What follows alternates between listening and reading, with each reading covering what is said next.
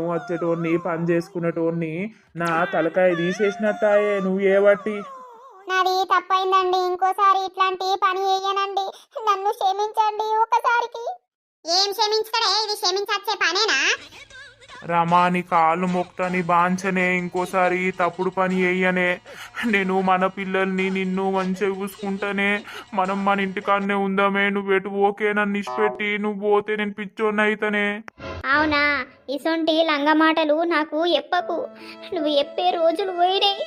నువ్వు గత కొన్ని రోజుల నుండి నన్ను ముట్టను కూడా ముట్టనిత్తలేవు, నా పిల్లల్ని చూస్తలేవు, నాతోని సరిగ్గా మాట్లాడతాను కూడా మాట్లాడతలేవు. దాని మోసలబడి దాని దగ్గరికే పో, దాని దగ్గరనే బతుకు, నీతోటి నేను బతకలేను. ఈ కాళ్ళు పట్టుకుంటేనే రమా అస్సలకే నేను దాని జోలికి పోను, దాని వార్తకు పోను. మనమేందో మనం బతుకుదామే. ఈ ఒక్కసారికి ఈవిడేనా తప్పైందే. ఏ దొంగ బొడ్డి నడు, ఇటు నీ మొగని కాళ్ళు మొక్కాలే మీరిద్దరు, ఇటు రమ కాళ్ళు మొక్కాలే. ఇంకోసారి ఏదైనా రిపీట్ అయితే మాత్రం మిమ్మల్ని నడి చెరువులా నూకే సప్తం మేమందరం కలిసి. నన్ను క్షమించు రమా, ఇంకోసారి ఇట్లాంటి పని చెయ్యా. ఏచి దరిద్రపుదాన, నువ్వు ముట్టే హక్కే లేదు. నడువు, నువ్వు నన్ను ఇంకా ముడతావా? నేను దగ్గరికి అత్తన్నా వచ్చి నీ ముఖం కూడా నువ్వు చూడ, నేను జన్మల మొక్కనే. అది నీ కాలు మొక్కని, దానికి కొంచెం సిగ్గన్నత్తది.